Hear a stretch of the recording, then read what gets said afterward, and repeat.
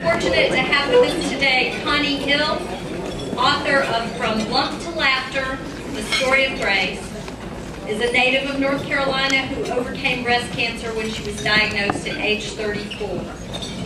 Her two children, both boys, were 3 and 1 at the time of diagnosis. She is married to her rock and best friend, Flynn. Originally from Durham, North Carolina, she made Wilmington, North Carolina her home after graduating at UNCW with a BS in marine biology and a minor in education. In 2003, Connie was diagnosed with breast cancer, and God's purpose for her life was realized through the journey. Although Connie survived childhood abuse, her victorious spirit did not prepare her for the fight with breast cancer. Her tough exterior was peeled away, and as she was left exposed, she discovered her purpose in this world and slowly remade herself with a firm foundation that started with renewing her relationship with God. Her transforming, emotional, and oftentimes hilarious journey through breast cancer can be found in From Lump to Laughter, The Story of Grace.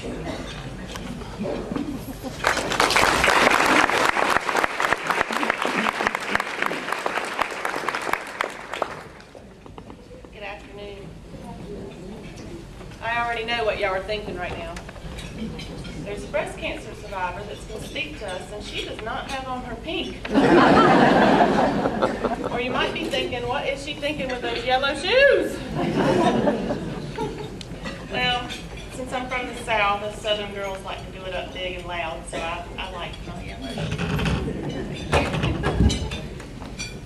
I'm also over 40, so a girl can kind of do whatever you want. After 40, you get a power about you.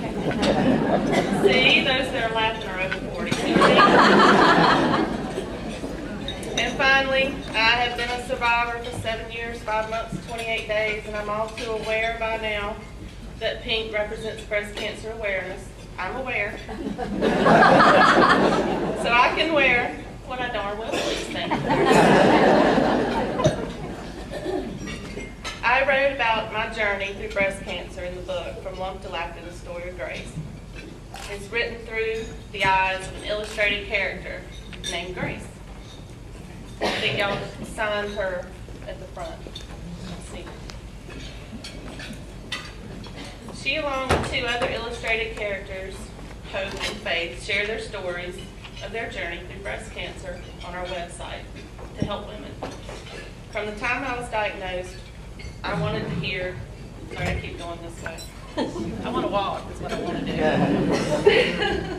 From the time I was diagnosed, I wanted to hear other women's stories, but not just about the treatments. I wanted the story to be filled with hope and faith and grace. So we encourage women to tell your story on our website, to bring encouragement and hope for others. So for the last 2 months, I've pondered about what would I speak about today from my book. It's been hard to decide on just one thing. Should I speak about the day I was diagnosed and how all I could think about was scrapbooking? I know, that sounds strange. But honestly, when you hear the words, you have cancer, the first thing you start thinking about is all the things you haven't done. And I was thinking about I haven't scrapbooked my child's memories. My boys. What was I thinking? But that day was a sad day. I was 34 years old with 1 and a 3-year-old, and I was not prepared for the journey of breast cancer. So I decided not to talk about D-Day, Diagnosis Day, in case you didn't know. So, should I share with you how I traveled 5 hours for my brother's wedding, all the while holding my wig on a styrofoam head in the car? And how my son Zane and his cousin enjoyed holding it up to passing cars.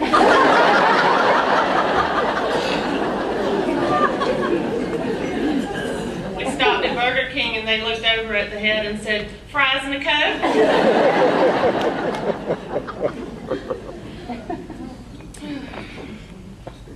But I was able to look absolutely beautiful that day in the wedding party, bald and in spaghetti straps. I don't do spaghetti straps.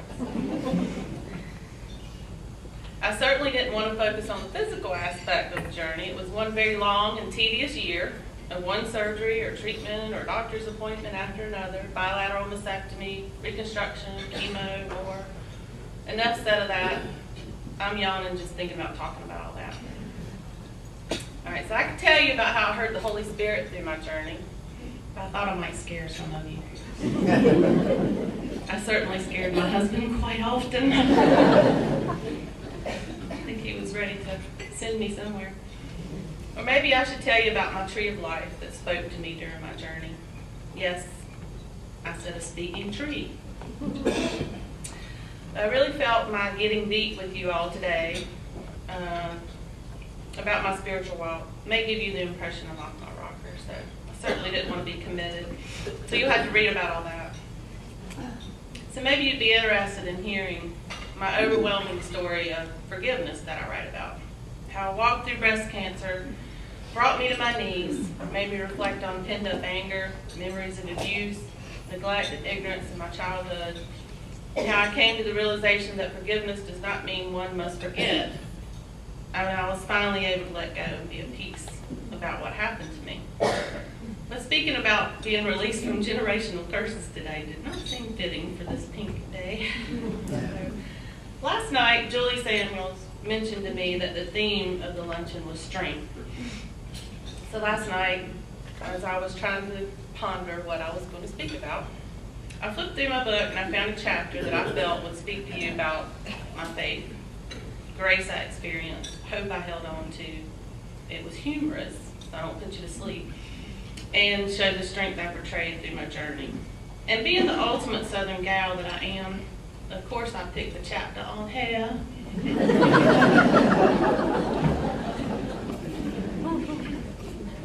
So a little prelude before I read this, and I'm going to skip around a little bit so it's not completely the whole chapter, but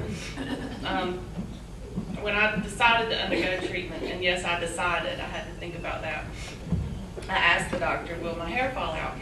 He said yes. Well, I asked it a different way. Does everybody lose their hair? And he answered, with the specific chemo drugs that you'll take, I'm 99% positive you're going to lose your hair. So yes, you're losing your hair. Well, I told him, I'll be that 1% and right now claim my hair in the name of Jesus. He must have heard that before because he didn't send me off to the Luncheon. So this is, I'm going to read this. Of course, I left my glasses on the table. Thank you. I'm blind as a bat because I'm over 42.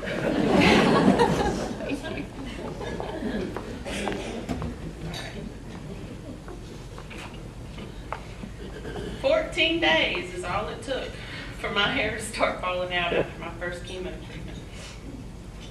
Initially it came out a few strands at a time, then by the handful. When I washed my hair, it would come out in clumps. In the morning I would rise from bed and look in horror at my hair that didn't rise with me. One day while playing with my boys in their room, I looked down at the floor and picked up 30 or more hairs that had just fallen from my head. Although the kids didn't question it, I told them that Mommy was taking a medicine that made her hair fall out, but it would come back. And I didn't realize the impact of that statement until much later when they asked me if their cold medicine would make them lose their hair too.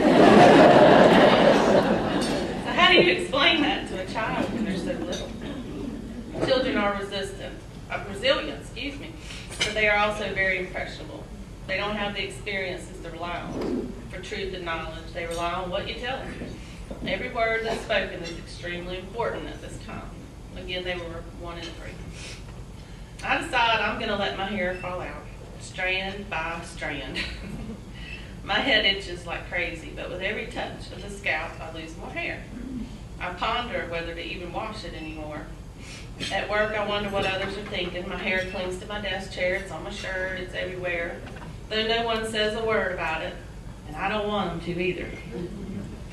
After returning from lunch, I discover a package on my desk. Someone has given me some pink ribbon items. How thoughtful, I think. But then I wonder, will everyone know I'm battling breast cancer if I wear them? Do I want them to? Unsure of what to do with the gifts, I place them in a drawer of my desk. And over the next year, that drawer will become full of pink ribbon gifts. I'll wear them, then I'll hide them. I'll wear them again, and then I won't be able to stand the sight of them. I eventually give them all away. Pink has never been my favorite color anyway. I actually wear them now, but when I wrote the book, I had boycotting pink ribbon things for a while there. It's one of those emotional things you do. I feel really well after working all day, and I gather my things to leave the office. I sling my purse over my shoulder, and it lands on my hair. As usual, I tilt my head, give it a shrug, clear my hair of the purse straps, but this time my hair remains under the purse strap, sitting on my left arm and shoulder. All my hair on the left side of my head is gone. I'm in shock, and I stand still. I don't know whether to take the time to remove the hair from my arm or just run out of the office. I look up and see that 2 coworkers have witnessed this event. I cannot hide, and I cannot let them know this bothers me, so I laugh. As they begin to laugh with me, I pull all the hair off my arm and throw it away in the trash can. Playing the part well, I laugh all the way out the door. But once in the car, I cry till my sides hurt, and I cannot see anything in front of me. I try to remind myself that things of this world are only temporary, and hair really doesn't matter. But to me, hair does matter. When I'm sad, I can fix my hair, it makes me feel better. When my hair looks good, I feel good. A bad day can affect my attitude all day long. I don't know how to handle a no hair day. I pray myself through the tears by asking God to help me accept this experience and make the best of it. I ask Him to help me find my purpose in this situation and any others that come my way. Who will this benefit? Who will it affect?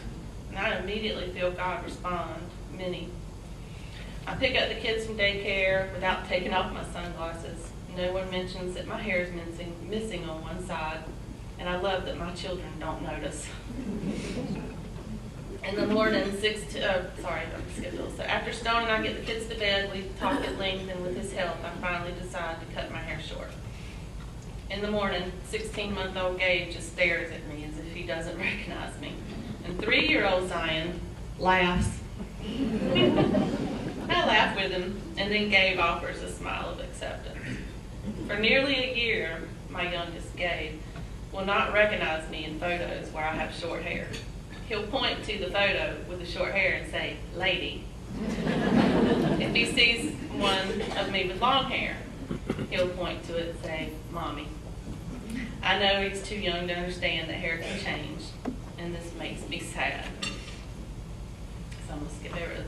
1 week later, I'm completely bald now. Stone has shaved my head. I'm sure when we got married, he did not plan for this, but here it is, in sickness and in health. Really does mean what it says. Many spouses bolt during sickness, but not my husband. He is a true inspiration to me. I did not cry this time. In fact, we laughed through the shaving of my head. When we are finished, I stare into the mirror for a really long time, and who is this woman looking back at me?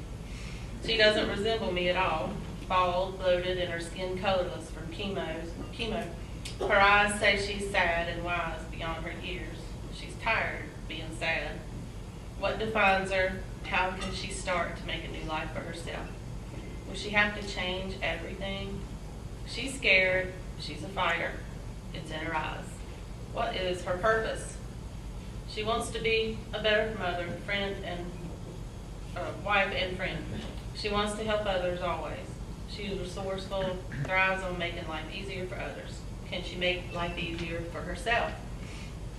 A friend told me once that if you create it with your own might, you have to pay for it with your own might. But if you allow God to create it, He'll pay for it. I look at this woman and I decide it's time to let God create it from here on out. I will choose to live by the Spirit. I choose God over my own will. And God, I'm going to have to choose to use a lot of makeup. Because this ashy gray skin is not going to do. It looks like I'm going to have to start wearing lipstick too, because those thin lips just have to have color. So I tie on a turban and start washing my wig. There is a funny part coming, sorry. Following the instructions exactly when the water begins to turn brown, I assume this is supposed to happen and continue to rinse it. more brown water. Lifting it out of the sink, I'm horrified to discover that it is now the unattractive color of straw. I now realize it must have been a disposable, one-time use only wig. I am in panic mode. The wig is ruined. What am I to do? I contact the company. They won't give me my money back because I washed the wig. Really? Okay. I should have known better. Get what you pay for. It said 100% real hair. I wonder what hair it was. Whose hair it was. What's hair it was. So I'm filled with anxiety. I cannot work at my job without hair. I cannot go in public without hair. I pray for God to send me a wig, and a really good one, and a really, really, really fast one. Perhaps I should have kept one of the sample wigs that had been mailed to me, but I sent them back or donated them because they just weren't suited for me. So I get to the catalog again, order another wig, request express delivery. The next day it arrives. It looks like a Halloween wig. It was long and orange. It was supposed to be auburn. So I'm mortified. I realize that once again I'm doing things in my own might. Lord, I pray for you to send me a wig. I gotta get used to the praying thing in this. And please, Lord, you know I cannot afford one, so please send it to me cheap. So I immediately feel God telling me to go back to my doctor's office where there's a wig room. Well, Lord, I've already been there. Go again. Okay, his mic, not mine. He'll pay for it, not me. With no hair now for 2 days, I have not been to the office and I need to work. God, please let my wig be in this place. And could you please let it be suited for my age and my personality, just for me? I enter the room, I'm pulling out all the wigs, short, gray, curly, really curly, old, elderly, very old.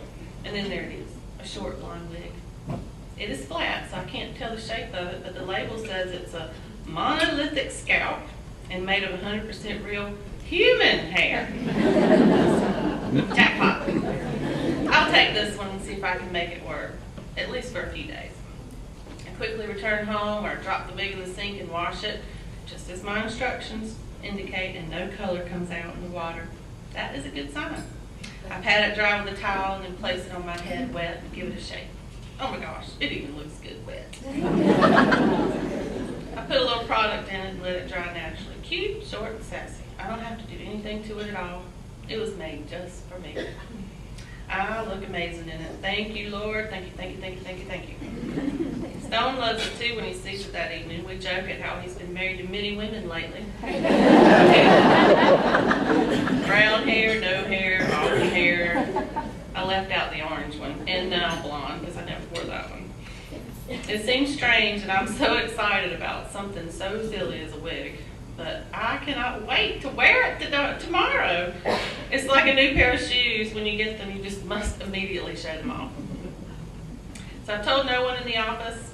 I come in, sashaying through like a model on a runway, stopping to perform the model turn and pose for the 3 women at the front desk. And their mouths hit the floor, and then all of them run toward me to get a closer look. Amid their smiles and oohs and ahs, they exclaim how wonderful it looks. They love it. The wig and I are accepted. I'm a new person, not only on the outside, but on the inside as well. My past will no longer define me. I'm happily transformed and realize that I am blessed. God, you are in control. I give you total control over my life. I allow you, Lord, to change everything. And again, thank you for my wig.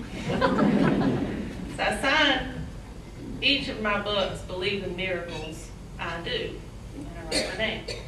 So although God didn't grant me the miracle of keeping my hair, he performed many other miracles in my life. I wanted to not only survive breast cancer, but overcome it. I was determined to be healed. I had no idea at the beginning of my journey that a diagnosis of breast cancer would heal me instead of me being healed a bit. I am a better person because of breast cancer, and there is a purpose for everything. And I truly am thankful for what this journey has taught me and how it transformed me and ultimately showed me my purpose in this world, which was to help others. The Pink Ribbon Foundation may not realize that they helped me write this book. Upon diagnosis, I was given a pink ribbon bag, and in it was this journal. It's tattered and worn, and I still coffee all over it, but this was my journal in my pink ribbon bag. And I used it to jot down my day-to-day happenings and feelings. And when I began compiling the details for this book, this journal helped me to remember all the things I felt each step of the way. So writing this book was a blessing to me, a healing for me, and I pray it will be a blessing to you as well. I am blessed, I am healed, and I represent strength. Thank you.